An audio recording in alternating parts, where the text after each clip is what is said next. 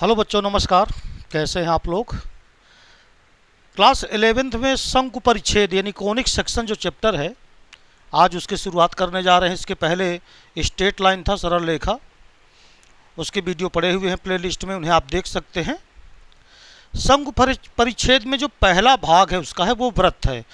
शंकु परिच्छेद में 4 भाग हैं, वृत्त है, परवलय है, दीर्घवृत्त है और अति परवलय है। तो बहुत ही इंपॉर्टेंट चैप्टर है ये, क्लास 11th में है, बट इसका प्रयोग IIT JEE मेंस वगैरह में बहुत अधिक हो रहा है। वृत्त को आज हम इस वीडियो में देखेंगे, इसका वृत्त का कुछ भाग, और उसको विस्तार से समझेंगे।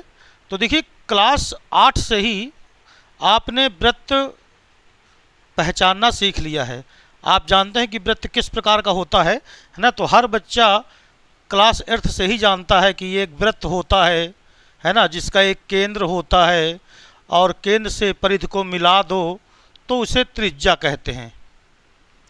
ये सब भी जानते हैं, लेकिन वृत्त की परिभाषा क्या होती है इसके विषय में ज़्यादा डिटेल में आप नहीं पढ़े हैं। तो आइए सबसे पहले हम शुरुआत करते हैं कि जो कोनिक सेक्शन में वृत्त है उस वृत्त की जो परिभाषा है यानी जो डिफिनीशन है, उस डिफिनीशन को हम किस प्रकार देखते हैं। देखिए, क्लास 11th में जो परिभाषा हम पढ़ते हैं वृत्त की, वो वृत्त की परिभाषा है क्या, चाहे तो आप इसे नोट कर लें।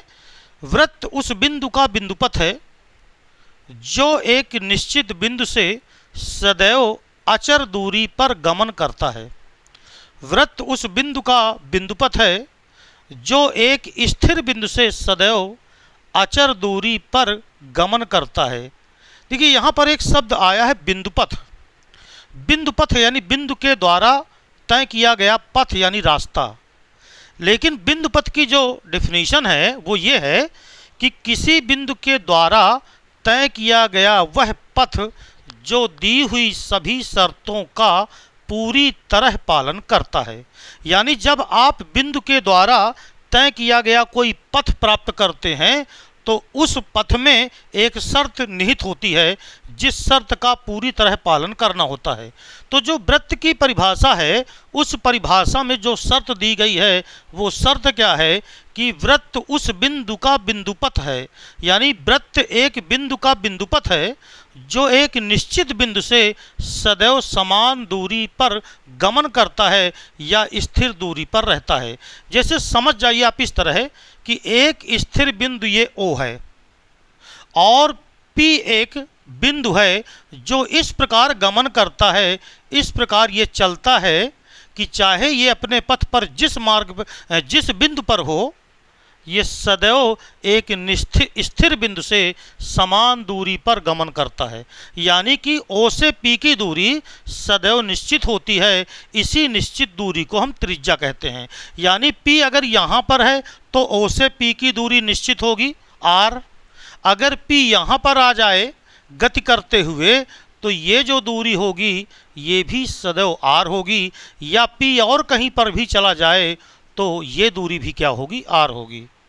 तो इस प्रकार जो पथ का निर्माण होता है उसी पथ को हम क्या कहते हैं, वृत्त कहते हैं। देखिए, चूंकि निर्देशांक ज्यामिति में ये चैप्टर है, तो अगर हम कोई बिंदु लेते हैं तो वो सदैव हम बिंदु कौन सा लेते हैं, कोऑर्डिनेट ज्योमेट्री के रूप में, ऑर्डर्ड पेयर के रूप में लेते हैं। यानी भुज लेते हैं, कोटि लेते हैं। तो जैसे यहाँ पर मैंने कहा कि एक बिंदु O है जो अचर बिंदु है, तो निश्चित है कि इसके कोई निर्देशांक होंगे।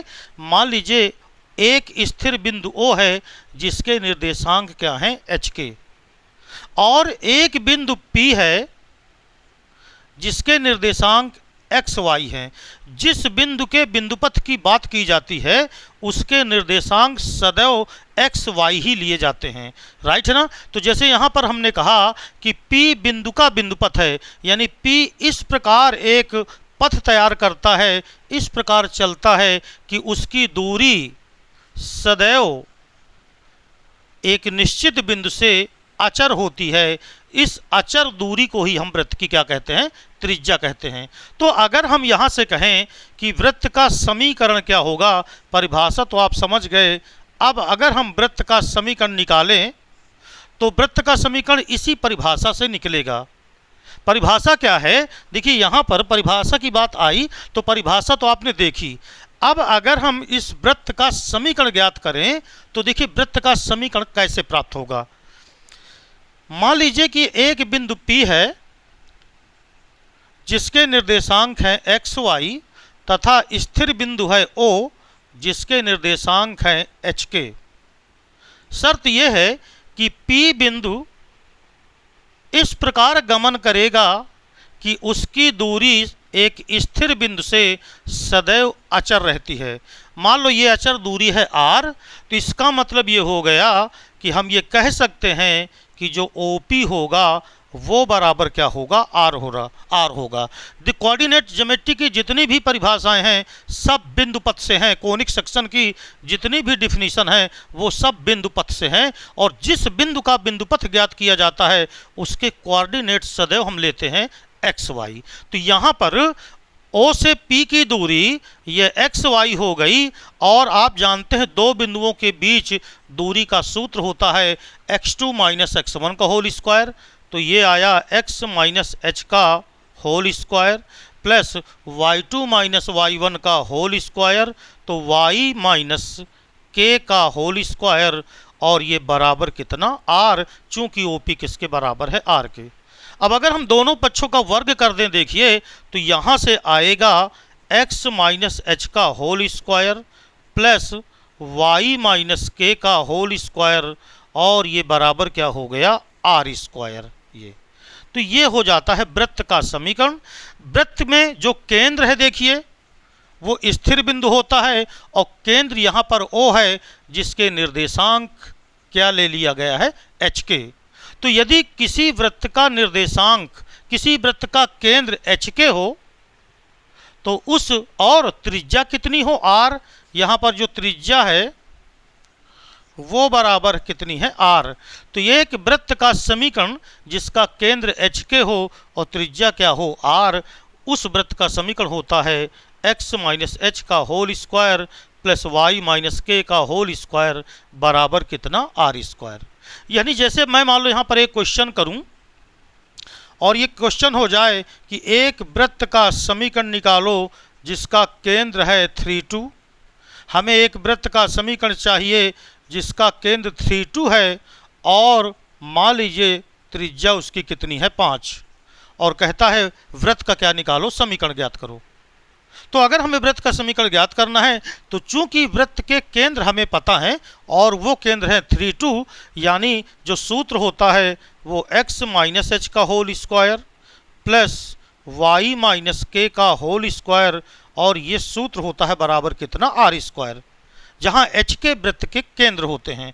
तो यहाँ पर जो केंद्र दिया है 3 2 दिया है, यानी h की जगह पे 3 रखेंगे और k की जगह पर 2 रखेंगे, तो ये आ जाएगा x माइनस 3 का whole square plus y minus 2 का होल स्क्वायर, और r स्क्वायर यानी 5 का स्क्वायर बराबर कितना? 25।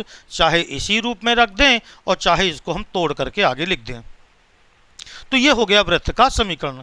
तो यहाँ पर परिभाषा आपने देखी, उस वृत्त का समीकरण देखा जिसका केंद्र क्या है? h k है। अब मान लीजिए वृत्त का केंद्र h k न हो करके वृत्त का केंद्र क्या हो जाए? मूल बिंदु हो जाए। तो देखिए अगर मान लीजिए हम ये कहें कि वृत्त का केंद्र यदि मूल बिंदु है, मूल बिंदु के निर्देशांक आप सभी को पता है कि मूल बिंदु 0 0 होता है। तो अगर मान लीजिए वृत्त का जो केंद्र है अगर वो मूल बिंदु है यानी 0 0 है, तो वृत्त का जो समीकरण होता है, वृत्त का समीकरण ये होता है x square plus y square बराबर r स्क्वायर, जहाँ r वृत्त की क्या है? त्रिज्या है। क्यों ऐसा आया? क्योंकि h और k, एच के जो होता है वो वृत्त का केंद्र होता है। तो अगर हम एच के को 0 ले लें तो इस सूत्र में एच की जगह पे 0 रख दो और के की जगह पर 0 रख दो, तो x square plus y square बराबर कितना हो जाएगा? R square. तो देखिए इस प्रकार आपने दो चीज़ें देखी, ये भी बहुत ही इंपॉर्टेंट है, काफ़ी जगह यूज होता है। यानी ये उस वृत्त का समीकरण है जब वृत्त का केंद्र क्या होता है, मूल बिंदु होता है, और त्रिज्या क्या होती है, आर होती है। और ये जो समीकरण लिखा है यहाँ पर, ये भी काफ़ी इंपॉर्टेंट है, और ये तब है जब किसी वृत्त का केंद्र एच के हो और वृत्त की त्रिज्या कितनी हो, आर हो। तो आपने देखा कि वृत्त की जो परिभाषा होती है वो अगर हम बिंदुपथ से लेते हैं, कोऑर्डिनेट ज्योमेट्री में जब आप परिभाषा बिंदुपथ से ले रहे हैं वृत्त की, तो उसी परिभाषा से ये वृत्त के क्या निकलते हैं, समीकरण निकलते हैं। अब वृत्त का होता है व्यापक समीकरण। क्या होता है, यानी जैसे आपने रेखा में पढ़ा था कि किसी रेखा का व्यापक समीकरण होता है ax + by + c = 0। ऐसे ही वृत्त का एक समीकरण होता है जिसको हम व्यापक समीकरण कहेंगे, जो हर जगह लागू हो सकता है, यानी उसको हम हर जगह पर यूज कर सकते हैं। तो आइए अब हम बात करेंगे वृत्त का व्यापक समीकरण। तो चलिए देखते हैं वृत्त का व्यापक समीकरण क्या है। तो देखिए, जो वृत्त का व्यापक समीकरण है ना, वो इसी से आता है, x - h का होल स्क्वायर + y - k का होल स्क्वायर बराबर r स्क्वायर। तो यहाँ पर देखिए, अब मैं वृत्त का व्यापक समीकरण लेने जा रहा हूँ। व्यापक समीकरण, तो सबसे पहले आप ये देखो कि यदि किसी वृत्त का जो केंद्र है, अगर वो केंद्र है एच के, और अगर वृत्त की त्रिज्या इसको हम r से व्यक्त करें, तो आपको मालूम है, अभी अभी मैंने बात किया था आपसे कि वृत्त का जो समीकरण होगा ये बराबर होता है x - h का होल स्क्वायर + y - k का होल स्क्वायर, और ये बराबर क्या होता है, r स्क्वायर। राइट है। अब अगर हम एक काम करें, हम क्या करें कि इसको तोड़ दे पूरा, ब्रैकेट वगैरह ख़त्म कर दें। तो आइए इसका ब्रैकेट ख़त्म अगर हम करेंगे तो देखिए आएगा ये x स्क्वायर प्लस का h square, right, x square plus h square -2 × x × h, ये आया। फिर प्लस ये हो गया y स्क्वायर, प्लस का हो गया k स्क्वायर, माइनस का हो गया 2yk, और माइनस हो गया r स्क्वायर बराबर कितना, 0। बात समझ में आ गई। अब देखो, अगर हम इसको ऐसे लिख लें, x स्क्वायर प्लस का y स्क्वायर माइनस का 2xh माइनस का 2yk, राइट है। और क्या क्या बचा देखिए जरा, h स्क्वायर बचा, k स्क्वायर बचा, और माइनस कितना, r स्क्वायर बचा। तो ये हो गया h स्क्वायर प्लस का k स्क्वायर और माइनस का कितना, r स्क्वायर, और बराबर कितना, 0। बात समझ में आ गई। इस समीकरण को, ये जो समीकरण लिखा आया, इस समीकरण को हम, समीकरण 1 को हम x square plus y square plus 2gx plus 2fy plus c बराबर 0 से निरूपित करते हैं। यानी ये जो समीकरण निकल के आया है, इसी समीकरण को हम इस प्रकार व्यक्त करते हैं। तो अब इस प्रकार अगर हम व्यक्त करेंगे तो देखिए x square plus y square, ये तो दोनों ठीक है, मैच कर रहे हैं, माइनस का 2xh है, और ये है प्लस का 2gx। इसका मतलब ये हो गया कि जो g आया वो बराबर आया माइनस h के। अगर हम तुलना कर दे दोनों की तो देखिए 2g बराबर माइनस का 2h आया, इसका मतलब जो g आया वो माइनस h के बराबर आया।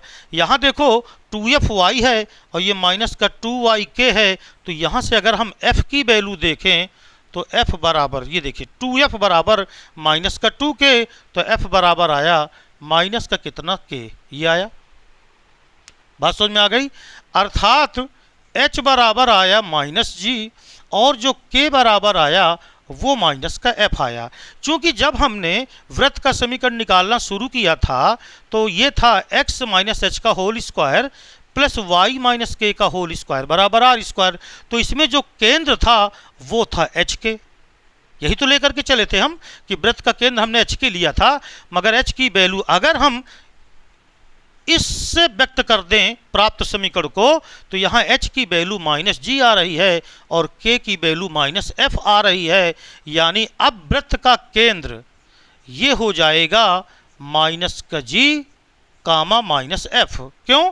क्योंकि अब हमने वृत्त का समीकरण क्या ले लिया है, x square plus y square plus 2gx plus 2fy plus c बराबर 0। इससे हमने निरूपित कर दिया है वृत्त के समीकरण को।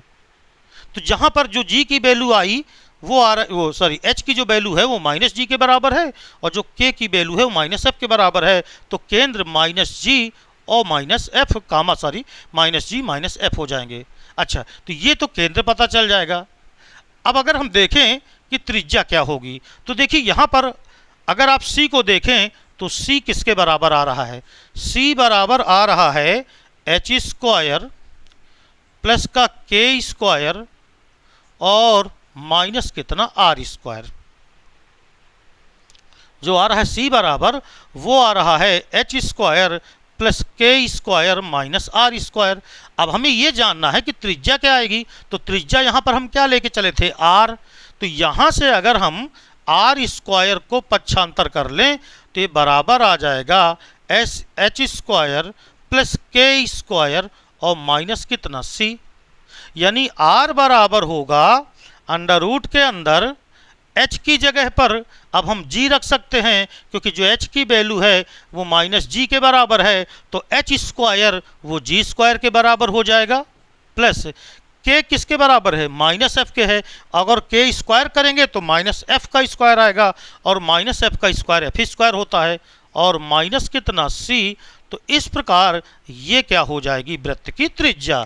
तो देखिए अगर किसी वृत्त को हम निरूपित कर दें x square plus y square, यानी ये जो मैंने लिखा यही वृत्त का कहलाता है व्यापक समीकरण। ये यानी किसी वृत्त को अगर हम निरूपित कर देते हैं x square plus y square plus 2gx plus 2fy plus c बराबर 0 से, तो इसमें जो केंद्र होता है वृत्त का वो माइनस जी माइनस एफ होता है और जो त्रिज्या आर बराबर होती है वो होती है g square plus f square minus सी।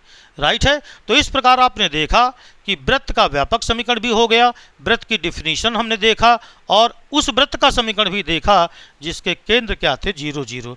जो अब हम वृत्त के विषय में आगे कुछ और बात करने जा रहे हैं। अब हम बात करने वाले हैं वृत्त का प्राचलिक समीकरण क्या होता है, parametric equation of a circle.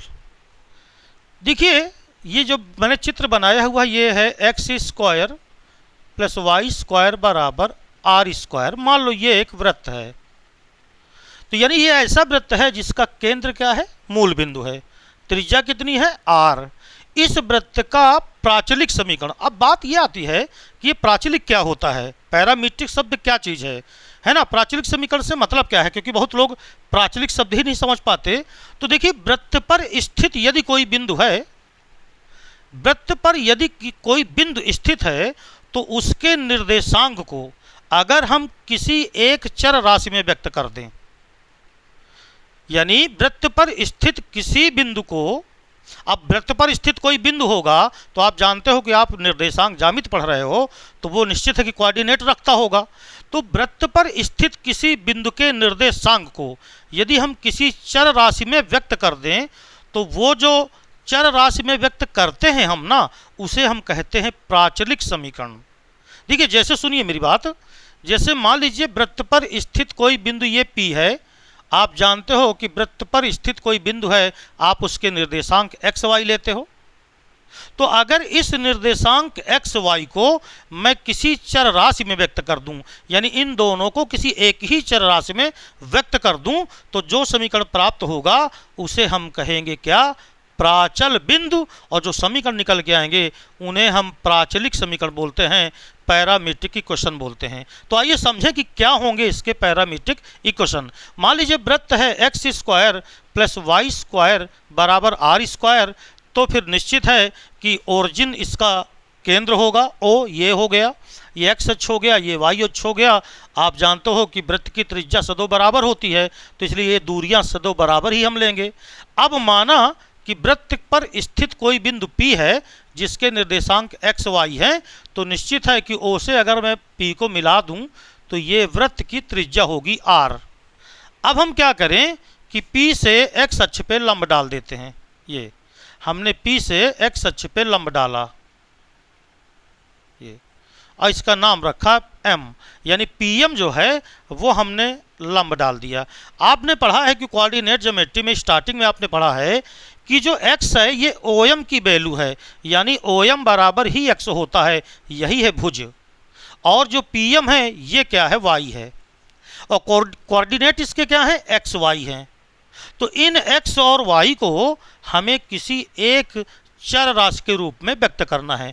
किस प्रकार, देखिए अगर मान लीजिए OP ये x अक्ष की धनात्मक दिशा से मान लीजिए थीटा कोण बनाता है, यानी हम ये कहें कि माना OP x अक्ष से थीटा कोण बनाता है, ये लीजिए। तो मान लीजिए ये x अक्ष से थीटा कोण बनाता है, तो आप अब समझ जाओ कि ये एक त्रिभुज हो गया PMO। तो अगर हम देखें, इसलिए समकोण त्रिभुज PMO में, तो जब हम समकोण त्रिभुज PMO लेते हैं PMO में, तो इसमें आप देखो अगर तो x बटा r लगा दें, यानी अगर हम कह दें कि x बटे r, तो हमने कहा आधार बटे कर्ण, आधार बटे कर्ण क्या होता है, कास, तो ये आएगा कास थीटा। तो यहाँ से x बराबर क्या आ गया, r कास थीटा, यानी x की जो वैल्यू आई वो बराबर आ गई r कास थीटा।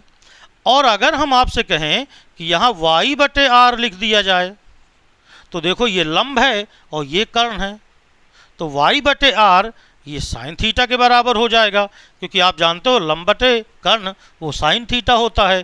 तो यहाँ से जो y बराबर आएगा वो आ जाएगा r साइन थीटा। तो ये जो x बराबर r कास थीटा आया और y बराबर r साइन थीटा आया, इसी को हम कहते हैं वृत्त का प्राचलिक समीकरण। यह है वृत्त का प्राचलिक समीकरण। देखिए अगर मैं P बिंदु की बात करूं तो वो x y है, अगर मैं P बिंदु की बात करूं तो वो x y है, और x हमने निकाला r कास थीटा, तो ये हो गया r कास थीटा, और y हमने निकाला r साइन थीटा, तो ये हो गया r साइन थीटा। तो ये कहलाते हैं प्राचल बिंदु, इन्हें हम कहते हैं प्राचल बिंदु।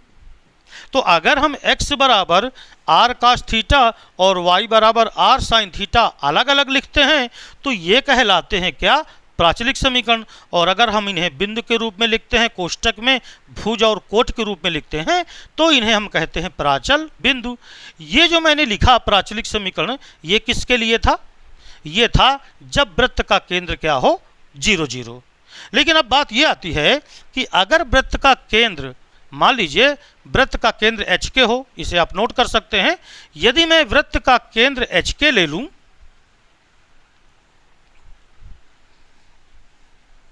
अब एच के अगर मैंने वृत्त का केंद्र लिया, तो वृत्त का समीकरण आप जानते हो क्या हो जाएगा। तो देखिए यहां पर मैंने आपको जो बताया कि अगर वृत्त है x square plus y square बराबर आर स्क्वायर, किन्हीं किन्हीं किताबों में ए स्क्वायर मिल जाता है, तो त्रिज्या को आप चाहे ए से व्यक्त कर लो चाहे आर से व्यक्त करो। तो इसके जो प्राचलिक समीकरण होते हैं, इसके प्राचलिक समीकरण ये होते हैं एक्स बराबर, अभी अभी आपने देखा एक्स बराबर आर कास थीटा, और वाई बराबर आपने देखा वो था आर साइन थीटा। ये प्राचलिक समीकरण थे। लेकिन अगर वृत्त इस प्रकार हो, x माइनस एच का whole square plus y minus k का होल स्क्वायर बराबर आर स्क्वायर हो, ये वृत्त था जब केंद्र क्या था, 0 0। और ये वृत्त का समीकरण अभी मैं इसके पहले बता चुका हूं कि ये वृत्त हम समीकरण तब लेते हैं जब वृत्त का केंद्र एच के होता है और त्रिज्या कितनी होती है, आर होती है।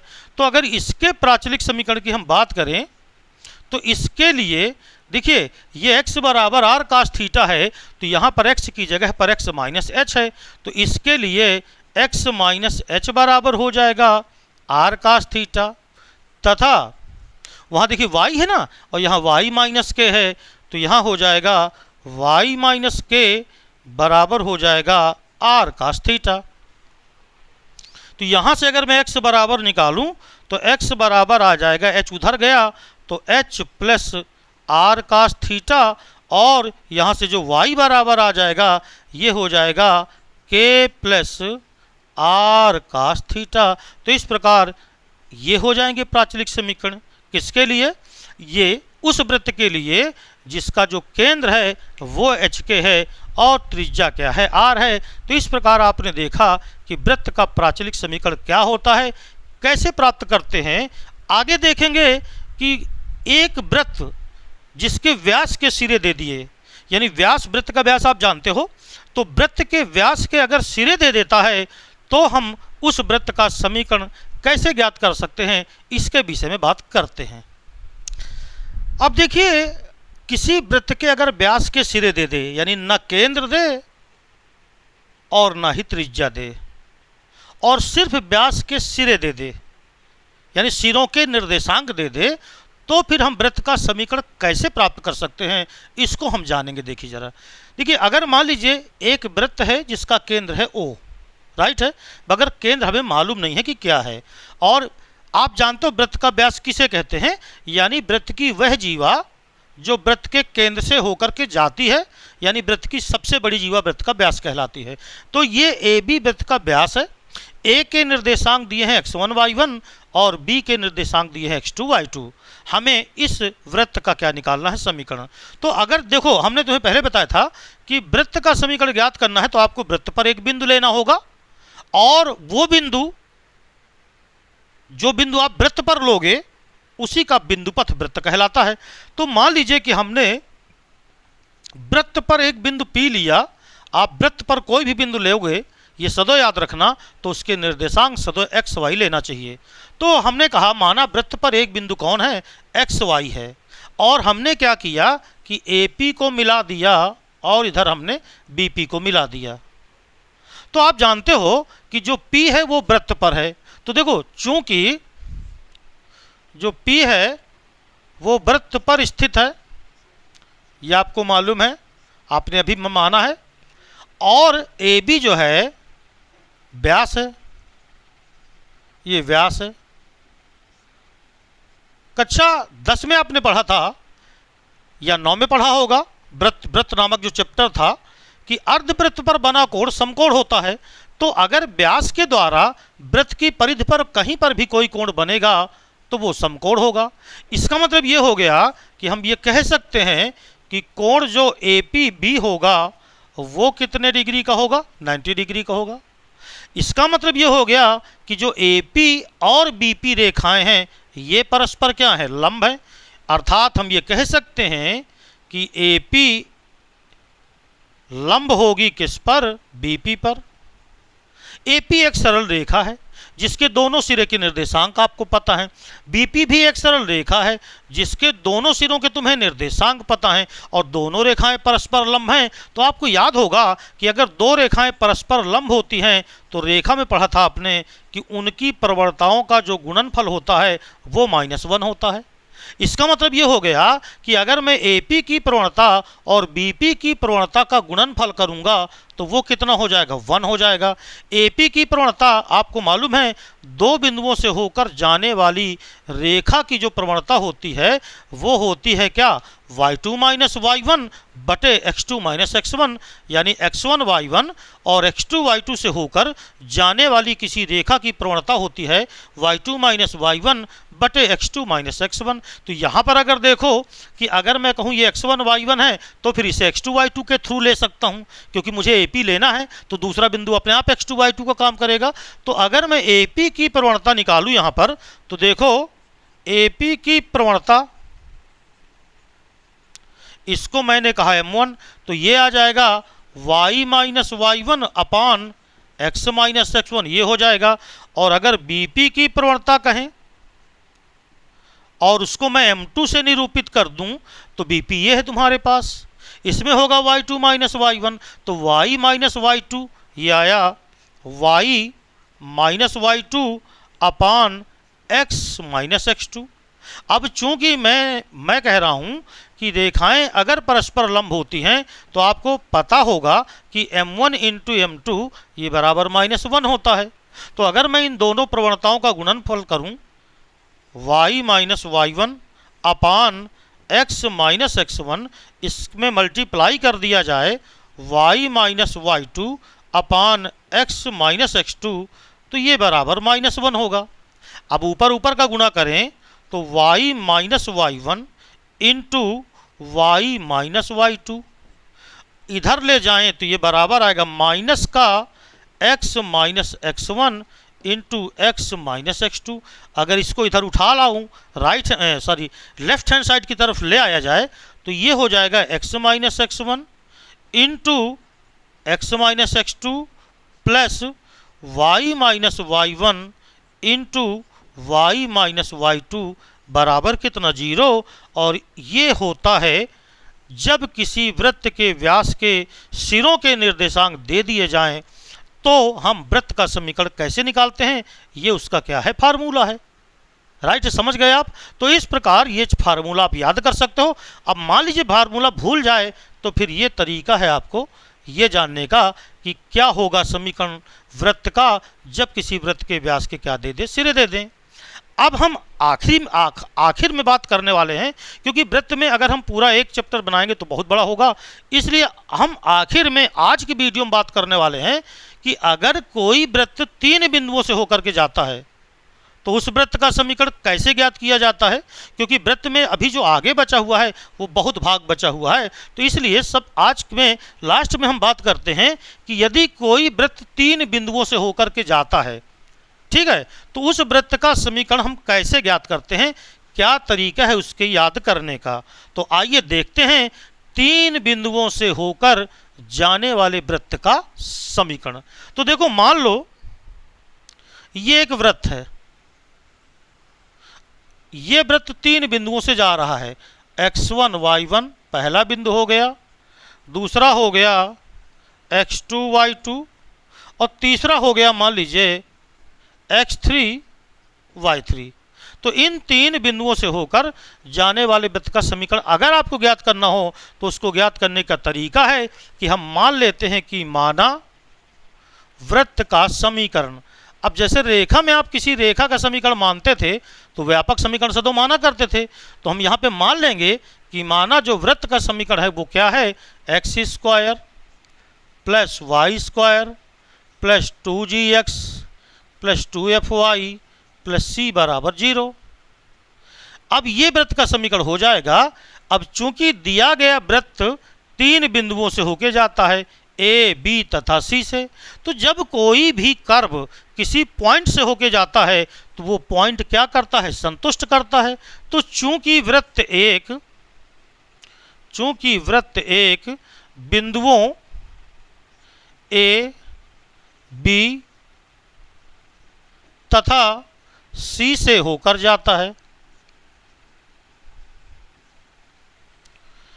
तो अब अगर वृत्त 3 बिंदुओं से होकर के जाता है तो तीनों बिंदु इस समीकरण को क्या करेंगे, संतुष्ट करेंगे। तो इसलिए संतुष्ट करवाते समय x1 स्क्वायर, क्योंकि एक्स वाई की जगह पे रखा जाता है, मानिए ये एक्स वाई की जगह पे रख दो, तो x1 square plus y1 square plus 2gx1 plus 2fy1 plus c बराबर 0।